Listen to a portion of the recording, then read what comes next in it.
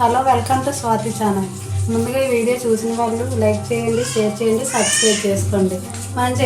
ఈరోజు మనం చేయబోయే రెసిపీ మడత కాజాలు.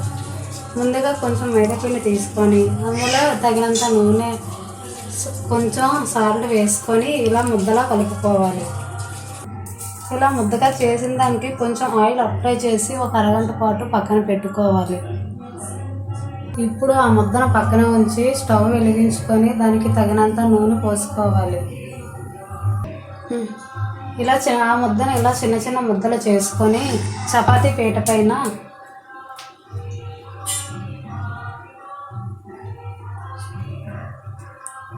ఇలా వేసుకొని చపాతీ పొంగుకోవాలి.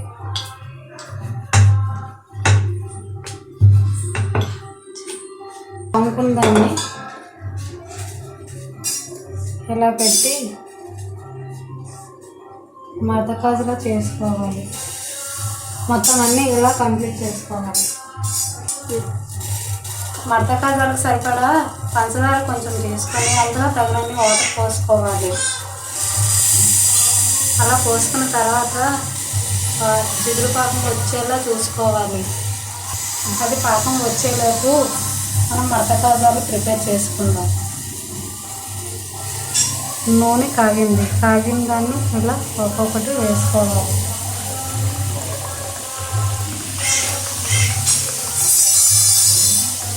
అలా 1 by 1 వేసుకొని అది పైకి తేలేంత వరకు కదపకుండా అలా ఉంచుకోవాలి. వచ్చేంత వరకు వేపుకోవాలి.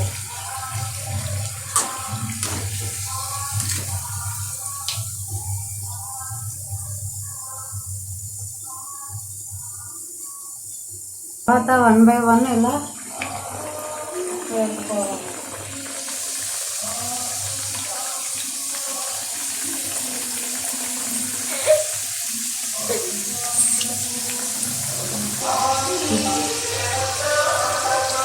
మిగతా కాజాలన్నిటిని ఇలా వేపుకోవాలి.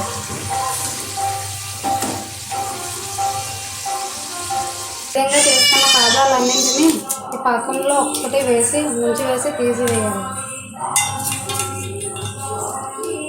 ఈ విధంగా ఒక్కొక్కటి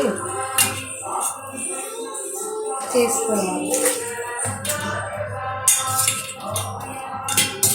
ఈ విధంగా 1 by 1 చేసుకోవాలి.